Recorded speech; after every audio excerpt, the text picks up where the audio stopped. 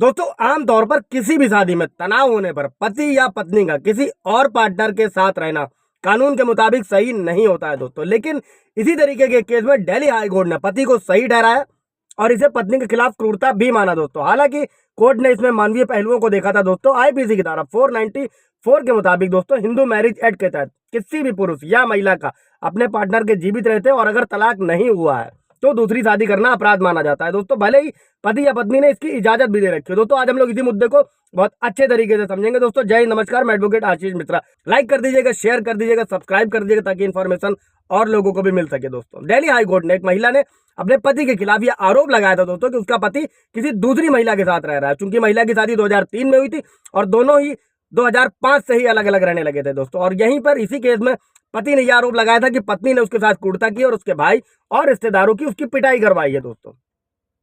अभी इस मामले में केस करने वाली जो पत्नी थी उसने पति और ससुराल वालों पर यह आरोप लगाया था कि कई तरीके की डिमांड की गई है। उसने आरोप में यह भी कहा कि साथ में उसे कुछ दवाइयां दी जिससे लड़का पैदा होगा, लेकिन उसका मकसद उसका गर्भपात कराना था। हालांकि इस जोड़े के 2 बेटे हुए थे इसी केस में दोस्तों। अभी हम लोग ये समझेंगे कोर्ट ने यह फैसला क्यों सुनाया था कि बिना तलाक दूसरी शादी कोर्ट ने वैध ठहराई थी दोस्तों।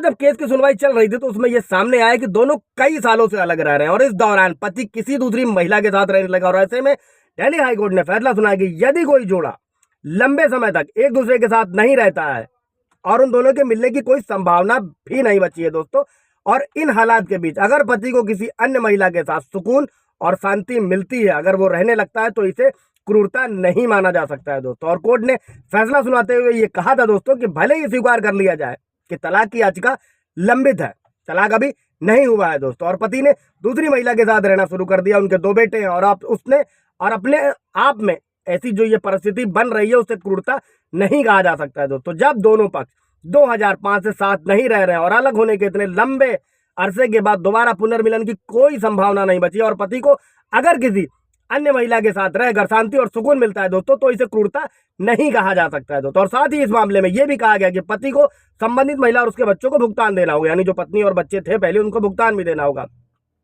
इसी के साथ में कोर्ट ने हिंदू विवाह अधिनियम 1955 की धारा 13(1) के तहत क्रूरता के आधार पर पति को तलाक देने के जो फैमिली कोर्ट का जो आदेश था, उस आदेश को चुनौती दी थी महिला ने, फैमिली कोर्ट के आदेश को, उसकी याचिका हाईकोर्ट ने खारिज कर दी दोस्तों। और इसमें आदेश दिया कि वो पति जो है वो पत्नी के साथ में रह सकता है दोस्तों, मतलब अलग महिला के साथ जिसके साथ वो रह रहा है। अभी समझिए दोस्तों कि भले ही इस अपराध के तहत ये भी समझिए आईपीसी 494, कई सारे मेरे व्यूअर्स का भी ये सवाल रहता है दोस्तों कि डाइवोर्स लंबा चल रहा है, शादी करे ना करे, तो ये समझिएगा दोस्तों कि ये आईपीसी 494 में सजा का प्रावधान है। भले ही इसे असंज्ञेय अपराध माना जाता है दोस्तों, जिसके तहत होता क्या है कि पुलिस संबंधित व्यक्ति महिला है या पति है या पत्नी है तो उसकी शिकायत दर्ज कर सकती है, बट गिरफ्तार नहीं कर सकती है। ये जो अपराध होता है दोस्तों इसको कोर्ट में प्रस्तुत किया जाता है दोस्तों। और अगर पति या पत्नी दूसरी शादी कर लेते हैं तो ऐसे मामले में पति या पत्नी ही शिकायत कर सकते हैं, इसके अलावा उनके परिवार का कोई अन्य सदस्य शिकायत नहीं कर सकता है दोस्तों। और ऐसे मामले में दोस्तों दूसरी पत्नी और उसके बच्चे भी अगर आप कर लेते हैं शादी या कुछ ऐसा होता है जैसे इस मामले में हुआ था, तो वो भी भरण पोषण का मेंटेनेंस का अधिकार रखते हैं दोस्तों, और अपने पिता की संपत्ति में भी अधिकार रखते हैं। इसी के अलावा कोई भी महिला दोस्तों जो निःशुल्क न्याय पाना चाहती है, तो जिसके पास केस लड़ने के पैसे नहीं है दोस्तों, कानून में व्यवस्था की गई है। आप national legal services authority, state legal services authority, district legal services authority, high court offline या ऑनलाइन किसी भी तरीके से अप्लाई किया जा सकता है। ये गरीब व्यक्तियों के लिए भी सुविधा है, महिलाओं के लिए भी सुविधा है दोस्तों। इससे रिलेटेड कोई सवाल जवाब होगा दोस्तों पूछ लीजिएगा। Thank you.